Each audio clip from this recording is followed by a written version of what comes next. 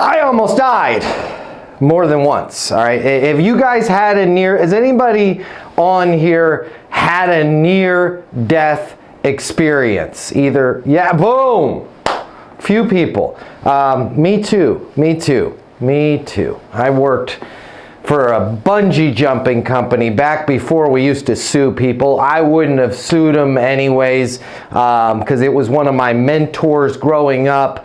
I was the videographer and I was the person that sold everybody on spending all this money bungee jumping. And the person that owned this company had some investors coming out from China and he wanted to show off on selling them bungee jumping in China. Here's the problem. The problem was, in order to sell bungee jumping in China, having the people from China come out, he wanted his most exciting person, me, to be the bungee jumper, and unfortunately the prettiest person working at the company. Her name was Monica. She didn't have anything to do with anything except taking people's money to work the cage, as we called it. So Monica forgot to hook me up and hook the cage up to a few things. I almost jumped out with the carabiners being off, but what she really forgot to hook up was there was a line that attached to the side of the cage because it was a crane we were jumping off of. That line stopped the cage from spinning around. If the cage spun around, boom, you hit the crane. She forgot to do that. Yay! So I swan dive out, and then I'm looking, she didn't hook up the line. Boom, start bouncing right past they call it the boom of the crane, right past it at probably 100 miles an hour. Swing back, missed it again. Swing back, missed it again. I missed hitting that big steel object 7 times before I eventually came to a stop. The Chinese people were very confused. Bill, the owner of the company, was like, and that's how we do it, right? Nobody knew what was going on. But for 7 times, I had to think about my life flashing before my eyes. Why am I telling you this? For anybody else that has had a near-death experience, you know what I'm about to talk about, okay? Everything compresses. Time goes very slow. That expression that you can see your life flash before your eyes is very real. Okay? Let me just talk to you about our speech patterns and our thoughts patterns, because not a lot of people talk about this stuff. I'm about to tell you right now. Okay? Normally, your brain is capable of processing about 800 words a minute. You're capable of talking at a rate of about, the average rate of speed of speech is about 128 words per minute. So your brain is automatically thinking faster than you can talk.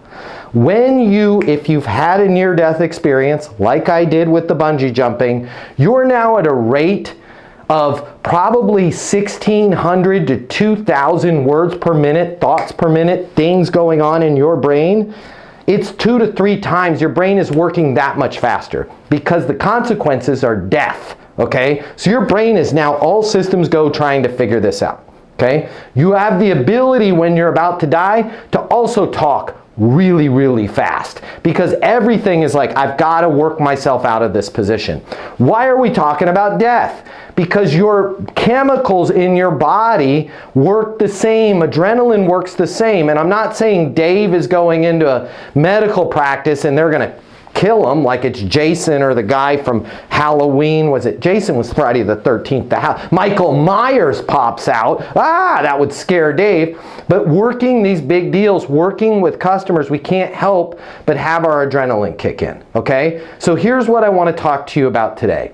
I want to talk, number one, I need you to be cognizant of the fact that your adrenaline is going to kick in anytime you're talking to a customer. The bigger the deal, the more it's going to kick in. If your boss is doing a ride-along, your adrenaline's going to be about 2 to 3 or even 4 times more. So your brain's going to be working really fast. This is not in your favor. And your speech is going to have a tendency to go faster. Now, on average, human beings talk at about 128 words per minute. Salespeople talk at about 220 words per minute.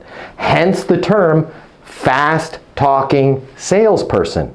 I lay in bed at night thinking about this stuff so you guys don't have to. That's why we say he's a fast-talking salesperson. It's because our adrenaline is kicked in, not because we think that if we talk really fast like an auctioneer, we're going to slide something. We just talk that way normally, okay? So you guys need to realize this and slow down.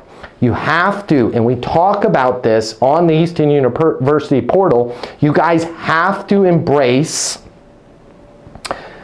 the power of the pause. When you can learn to pause, the other person will actually have some time to think about the things that you're saying. Kind of like how you guys are thinking about the things that I'm saying right now, okay? You're not going to be misconstrued as a fast talker. Your adrenaline is going. Theirs is not. Okay, so their brain is operating at normal speeds. They're in a business meeting. They're listening to a sales presentation. They're having a conversation with a consultant. You're trying to feed your kids and make President's Club. Your adrenaline's at one level, theirs is down here. You have to bring your rate of speech down to where theirs are. Otherwise, you're going to be perceived as what? Lying, being deceptive, being a fast-talking salesperson, all right? So I just want, before we get started on today's session, I want all of you to think for the coming week here how you can make sure that you're slowing down and you're pausing, okay? I'm going to give you one other tool with a pause.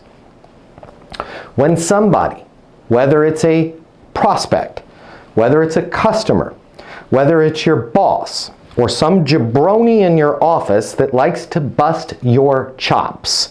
When somebody is rude to you, when somebody says something really terrible in a meeting, or a client is like, we're never going to pay for this, you're going to have, your inclination is going to want to punch back. Don't actually punch them, but verbally you're going to want to punch back fast.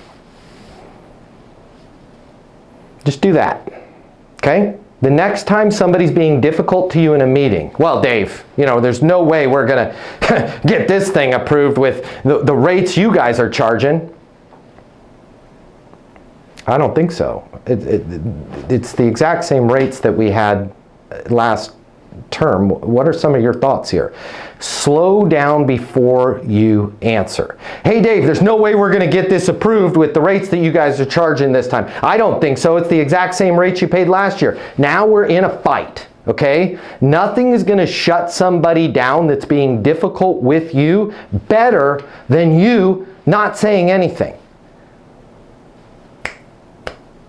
Just look at them for 3 beats, okay? Slow down. They're going to start to retract. They're going to start to think. The more we give people a fast answer, whether they're being a jerk or not, the less credibility we're going to have. So slow down. Realize your adrenaline is up here. Theirs is down here. This is a normal conversation for them. This is a high stakes game of chess for us. We eat what we kill, right? We've got to close the deal. So let's bring our adrenaline down.